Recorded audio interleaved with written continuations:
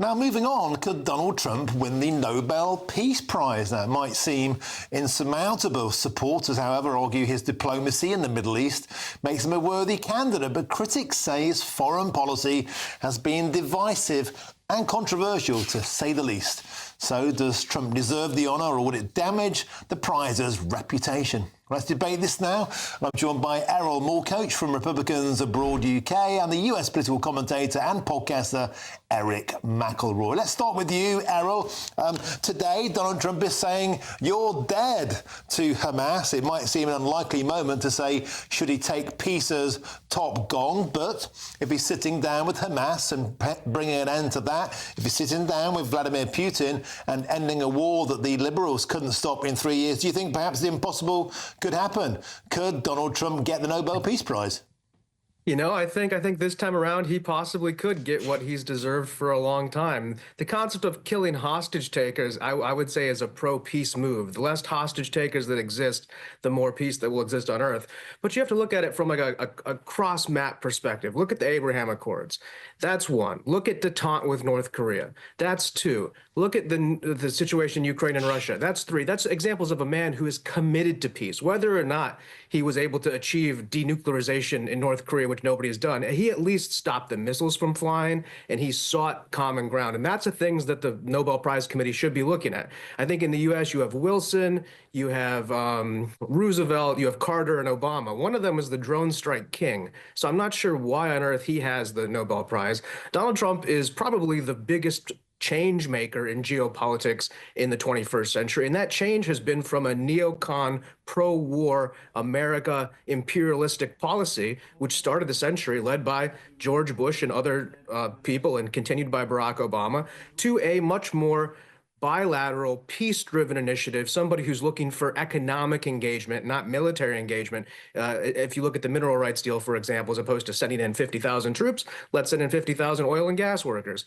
So if you look at it objectively, yes, he should be considered and he should win it, but, you know, it's in Norway, so you never know. Okay, Eric McElroy, could there be a planet on which Donald Trump lifts the Nobel Peace Prize in your eyes?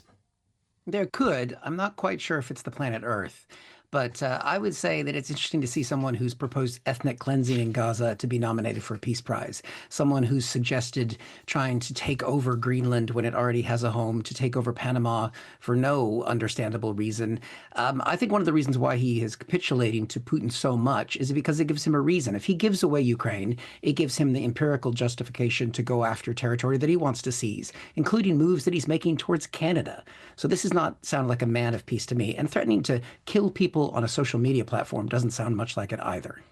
But Eric, is it not fair to say, in fact, no, Errol, I'll come to you, is it not fair to say, I had the great Peter Hitchens on the show earlier on, and he pointed out that it seems to be a conservative, a right-wing position now to try and end wars, and a left-wing, a liberal, a socialist position to try and keep them going, to fund them, we're hearing about more troops, more bombs, more resources going into Ukraine at a time where peace could be on the table.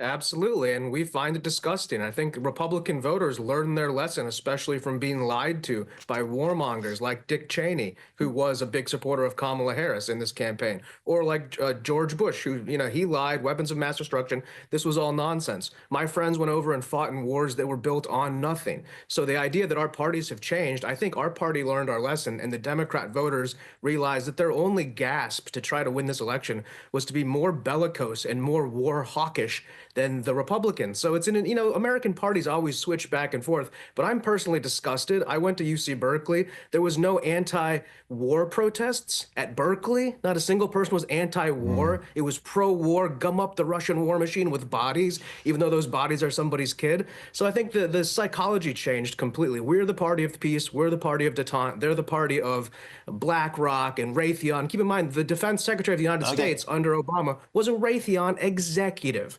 So you're not looking at that revolving door, and that's what the Democrats are. Errol, let's let Eric get a word in. Eric, final word to you. It used to be give peace a chance was the position of the left. It now seems to be give war a chance. I think it's about giving peace a chance, not abandonment a chance, abandonment of our allies. Ukraine is asking for security guarantees. That's what they need for peace because they know that Putin is a liar, Putin is a murderer, and Putin has kidnapped children from Ukraine. So why abandon our ally by cutting off military aid, cutting off intelligence support, and possibly even deporting 250,000 Ukrainians back into a war zone? Standing with Putin is not the way to bring about peace. Standing with our allies is the way to do it. Gentlemen, a spirited debate and stranger things have happened. Perhaps Donald Trump could lift the Nobel Peace Prize. Erol Morkoc and Eric McElroy, thank you very much for joining us today on GB News. Now let's just take you back to the moon.